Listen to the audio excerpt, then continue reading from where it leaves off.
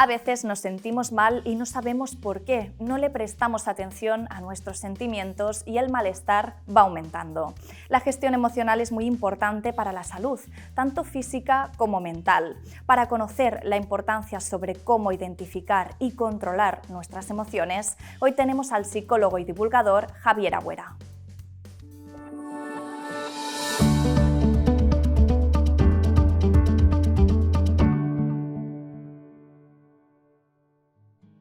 Pues hoy tenemos con nosotros a Javier Agüera, psicólogo y divulgador científico. Bienvenido. Gracias, Claudia. Bienvenido.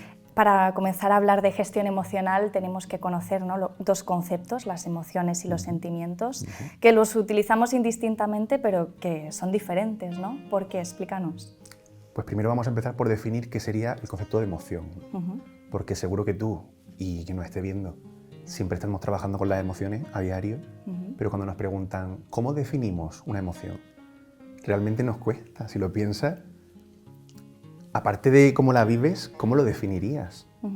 Entonces la psicología lo que ha hecho ha sido definirlo de una forma un poco abstracta, como la reacción mental y física que tenemos ante un evento como que altera nuestro equilibrio personal, ¿no? Ya pues sea, yo qué sé, hambre, miedo, etc. Cualquier cosa que nos altere ese tipo de reacciones.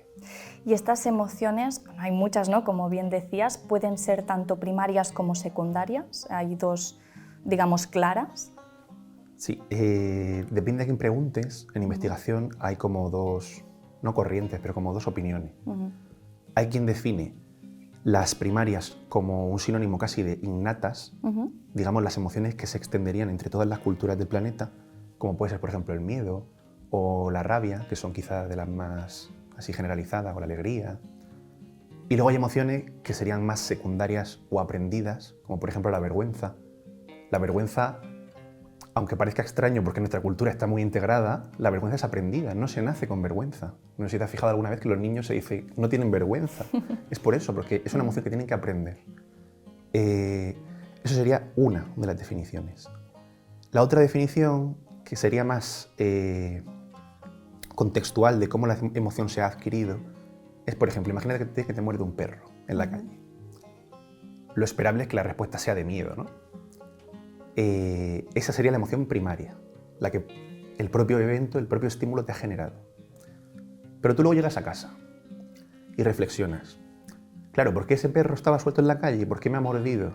Y dices, porque igual tiene un dueño que no lo ha atado, que no le ha puesto un bozal, etc.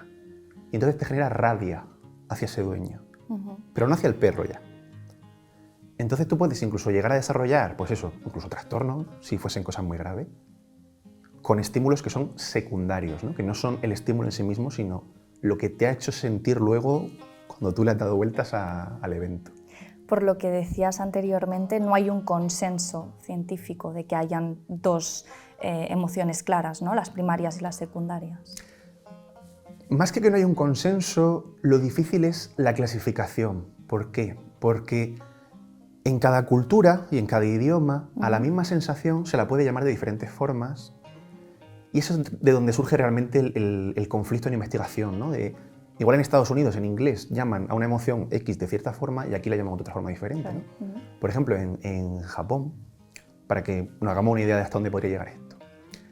En Japón hay una emoción que se llama motae, ¿vale? Que es cuando alguien a quien quieres o por quien te preocupas hace algo mal. Entonces tú digamos que sufres un poco como por empatía. Pues ellos tienen esa palabra súper específica para esa sensación, pero porque culturalmente lo han considerado importante, ¿no? En España podemos describirlo eso, tanto en castellano como en catalán, en el idioma que quieras, pero no tenemos una palabra, ¿no? Que defina eso. Exacto, sí. una etiqueta concreta. Parece un detalle un poco tonto, pero en investigación es súper importante, porque luego, cuando quieres investigar esas emociones, tienes que ser capaz, pues eso, de generalizar las investigaciones a cualquier cultura, etc. Claro, esto es muy concreto, ¿no? Sí, digamos. Sí, ¿Y cuáles son las funciones, ¿no?, de las emociones como tal? Pues en general, las emociones lo que van a hacer es prepararnos, activarnos para reaccionar de forma contextual a nuestro entorno mejor, ¿no? Por ejemplo, un ejemplo muy tonto, el miedo, que siempre se pone el ejemplo de aparece un león en la sabana. Sí. Si tú te quedas quieta pensando, ay, este león querrá hacer amigos, querrá comerme. Voy a ver un poco, a ver si en cuanto lo ves te da miedo y te pones a correr, esa respuesta emocional te está adaptando mejor a sobrevivir al león. Claro. Es así como se han ido seleccionando las diferentes emociones que puede tener un ser humano, ¿no? Y entonces la gestión emocional, como estabas diciendo hasta ahora, es muy importante, ¿no? El poder gestionar una emoción ante un peligro, por ejemplo, lo que estabas comentando. Sí, sí, por supuesto. O sea, y sobre todo que el no intentar controlar o reducir la emoción, porque además está comprobado que no... Los seres humanos somos muy malos conteniendo nuestras emociones y al final lo mejor es casi fluir con ellas, ¿no? Si una emoción intenta traerme algo, por ejemplo el miedo, intenta hacer que sobreviva. Pues lo mejor es subirme a esa emoción y ver hacia dónde quiere que huya o que luche, etc. Porque aquí puede haber un bloqueo emocional, como se le llama. Sí, claro, por supuesto. O sea, hay emociones negativas, yo qué sé. Imagínate que tu hijo un día hace una pifiada y te cabreas con él. Y piensas, jo, pero es mi hijo, no me puedo cabrear con mi hijo porque le quiero mucho, etc. Pero en el fondo sí, o sea, te puedes cabrear con tu hijo y no pasa nada, es algo totalmente normal, porque esas reacciones emocionales al final lo que nos quieren señalar son cosas, ¿no? Si tu hijo ha hecho una trastada y te enfada, igual esa emoción la puedes aprovechar para cogerlo y decir, a ver, vamos a hablar de lo que ha sucedido. ¿Por qué te has comportado de esta forma? Tal. Sabes qué repercusiones emocionales para el niño, no a su nivel de lenguaje, pero sabes qué repercusiones tiene lo que acabas de hacer para nosotros, para tus padres o lo que sea, o tus cuidadores. Es decir, ser un poco consecuente, ¿no? Claro, con el contexto, exacto. Sí, e intentar hacer... Bueno, claro, es que es difícil, ¿no? Por lo que decías, el ejemplo que ponías, ¿no? Es tu hijo, lo quieres, pero tampoco quieres que cuando sea mayor siga haciendo lo que ha hecho, por ejemplo. Correcto. ¿No? Pero claro, igual donde solemos pecar es que si la emoción que surge es cabreo, igual hay gente que se plantea pegarle un grito o incluso un bofetón si es generaciones más antiguas. Sí. Y lo que hay que hacer es, en vez de reprimir esa emoción y como acumularla en el tiempo y que luego explote, lo que hay que hacer es ver cómo la podemos enfocar de forma sana, de forma contextualmente agradable para el niño, pero que no nos quedemos nosotros con esa emoción dentro. ¿Y qué podemos hacer, ¿no? Para gestionar estas emociones? ¿Hay algunas herramientas para hacerlo? Pues al final, como hay muchísimas emociones diferentes y cada una va a estar causada por un contexto muy concreto, no hay una herramienta única y universal. Pero bueno, dentro de lo que podemos hacer, cosas sanas y muy saludables, parece también algo muy obvio, pero dormir es quizá de las cosas que mejor regula las emociones, sobre todo las que acumulamos durante el día y no podemos expresar. Cuando dormimos como que se relajan todas. No sé si alguna vez te has dado cuenta de eso, pero cuando te despiertas por la mañana, si has descansado bien, sí, sientes que no te levantas con emociones del día anterior, que es algo un poco sutil, pero a no ser que sea una preocupación muy grande que tengas. Aparte de dormir, cosas que se dicen mucho, hacer deporte, sobre todo las emociones que tengan que ver con adrenalina, como puede ser la ansiedad, la ira, la rabia, etc. Haciendo deporte se regulan muchísimo.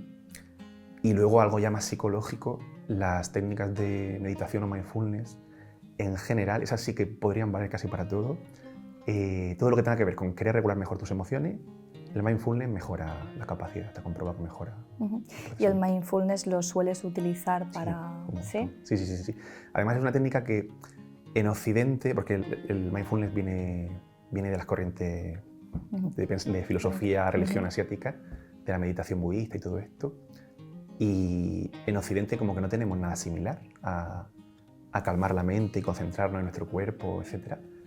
Y al principio a la gente le choca, pero conforme van cogiéndole el puntito a la técnica, lo agradecen mucho y se notan los efectos muy rápido. En pocas semanas se puede notar un cambio. Como bien decías, ¿no? Identificar una emoción a veces suele ser difícil, ¿no? Depende de la persona, pero también el problema es que no nos han educado quizás para ello. ¿Cómo podemos hacerlo, ¿no? Para identificar? Sí, pues, por ejemplo, una cosa que podemos hacer es coger un diccionario. De hecho, hay libros especializados de esto que se llaman diccionario emocional, en el que tienes todas las emociones que puede tener un ser humano, o así las más recurrentes, y te las van explicando. Con dónde se suelen sentir más, qué efectos mentales suelen tener. Porque algunas se suelen confundir. Sí, claro. Sí, sobre todo cuanto menos acostumbradas estamos a tratar con una emoción, más probable es que la etiquetemos mal o que la reconozcamos mal, o si la intentamos reprimir, por ejemplo, lo que te decía, la rabia. A mí me pasa mucho con pacientes, por ejemplo, en las mujeres, socialmente, está muy mal visto que expresen rabia, mientras que los hombres menos. Entonces las mujeres suelen tener bastantes problemas para identificar la rabia. ¿Pero porque no lo exteriorizan? Porque culturalmente no se les permite exteriorizarlo, sí. Entonces no están acostumbradas a reconocerlo. Y en un hombre, al contrario, en un hombre los sentimientos de vulnerabilidad, Claro, lo eso mismo. también es como... Claro, que un hombre sea vulnerable es como no. Se asocia mucho con que rivaliza con la masculinidad, ¿no? Claro, ser vulnerable. y si de pequeño te lo niegan, ¿no? Correcto. En algunos contextos también esto puede influir, ¿no? Si cuando de pequeño te dicen, oye, esto no lo debes hacer, ya de mayor ya resulta un problema cuando se te presenta una situación concreta. Por eso quizás es súper importante con nuestros menores dejar que se expresen emocionalmente, no inhibir sus emociones y que quieran lo que quieran, o sea, negociarlo con ellos, hablarlo, intentar apoyarle, etc. Pero no decir típicos comentarios de padre, no llores que eso no es nada. Ojo, no, para el niño está llorando por algo, está llorando porque para el niño es importante lo que acaba de suceder, ¿no? También existen técnicas para aprender a controlarlas, es decir, ¿deberíamos controlarlas, las emociones? En general, las emociones ni deberíamos ni se pueden controlar especialmente. Las investigaciones que han intentado medir hasta dónde somos capaces de controlar nuestras emociones dan un resultado muy malo. O sea, la gente piensa que puede controlar sus emociones porque se compara con otras personas que las controlan un poquito menos que ellos, ¿no? Pero la realidad es que como grupo, como ser humano, controlamos muy mal las emociones. Claro, sí que es verdad, ¿no? Que hay gente que es muy emocional, como bien se dice, o que piensa más las cosas o que es más fría. Claro, entonces ya es más difícil, ¿no? El hecho de medirte en tus emociones si eres una persona más emocional que tiende a sentir más. Pues no necesariamente. ¿No? No necesariamente. A veces la gente que desde fuera identificamos como muy emocional, cuando luego le preguntamos, le decimos, etiqueta lo que acabas de sentir, ¿no? Ponle un nombre a esa emoción. Y igual saben con que no saben. Simplemente viven más sus emociones, pero realmente eso no implica que tengan mayor inteligencia emocional, ¿no? Que realmente sepan identificar la emoción, sepan localizarla en el cuerpo, sepan luego, pues eso, ponerle nombre, saber por qué sienten esa emoción o en qué le puede ayudar, etc.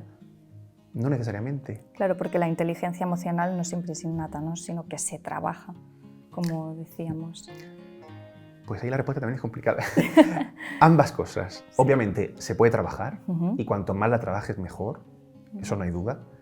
Pero también hay gente que tiene factores genéticos, por ejemplo, las áreas del cerebro donde se desarrollan las emociones, las tienen más o menos desarrolladas, pues eso luego tiene una repercusión directa sobre cómo procesan sus emociones, ¿no? Hay, por ejemplo, la enfermedad, no sé si te suena, el trastorno límite de la personalidad, no sé si te suena, pues se sospecha que genéticamente son personas que tienen subdesarrolladas algunas áreas cerebrales que procesan las emociones. De acuerdo. Y si alguien no aprende a controlarlas, ¿puede sufrir inestabilidad emocional, lo que se diría? Pues lo que te decía, más que a controlarlas, sería como a convivir, ¿no? O a regular las emociones, ¿no? Porque ya te digo, controlar es que no va a ser viable. Aceptarlas, digamos, ¿sí? Claro.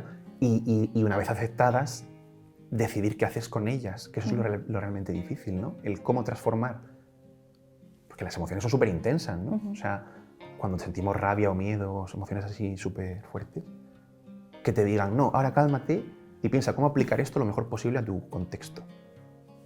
Pues eso es difícil. Claro. Eso igual, bueno, y los niños, por ejemplo, son muy incapaces de hacer esto, ¿no? ¿Y hay etapas en la vida donde hay un cierto descontrol emocional o etapas más... que surgen más problemas de estos de gestión emocional, sí?